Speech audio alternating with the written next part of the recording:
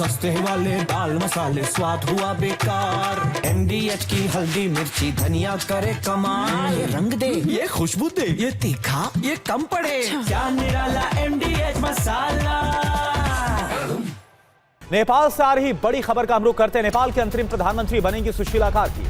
राष्ट्रपति आवास पर हुई कई दलों की बैठक में आखिरकार यह फैसला हो गया है। सेना प्रमुख की मौजूदगी में बैठक हुई है और इसमें आम सहमति बनी है।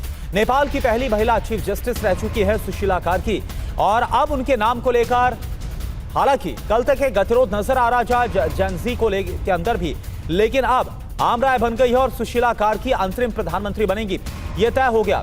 देर रात तक बैठक चली है राष्ट्रपति आवास में, राष्ट्रपति भवन में, और इसमें सभी दलों के नेताओं ने और सेना प्रमुख भी वहां पर मौजूद थे। सभी ने मिलकर यह आम राय बनाई है, तय किया है कि सुशीला कार्की अंतरिम प्रधानमंत्री होंगी।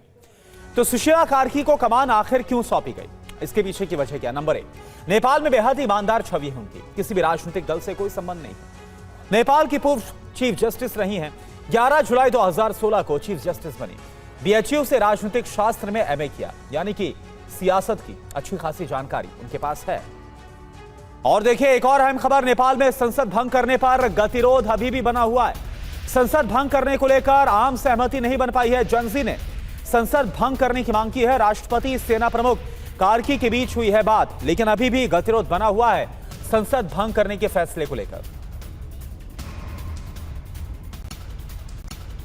और नेपाल से एक और बड़ी खबर, नेपाल में अंतरिम सरकार पर रात भर चला है मंथन। देर रात राष्ट्रपति निवास पर हुई है अहम बैठक। बैठक में सुशीला कार्की, सेना प्रमुख मौजूद रहे। राष्ट्रपति पौडेल ने सुशीला कार्की से बात की है और सुशीला कार्की को आखिरकार अंतिम प्रधानमंत्री बनाने का फैसला लिया गया। तो नेपाल में अंतरिम सरकार पर देर रात चला है मंथन। कहां पर बैठक हुई? राष्ट्रपति आवास, राष्ट्रपति भवन में यह बैठक हुई।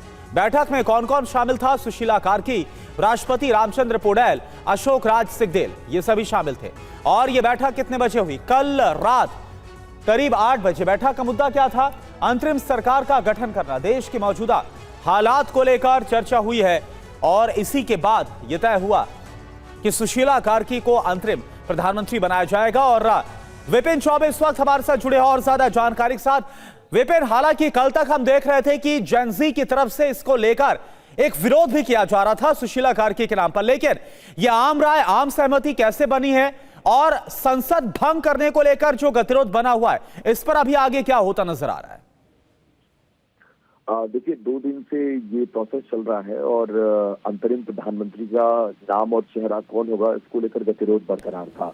हाँ। हर वर्ग और हर उसमें जो कंट्रीब्यूट करने वाला पार्ट था वो अपने अपने नामों की पैरवी कर रहा था, लेकिन कल बहुत ज्यादा उस बैठक में बवाल हुआ और आदमी हेडक्वार्टर के बाहर जो प्रदर्शन हो रहे थे।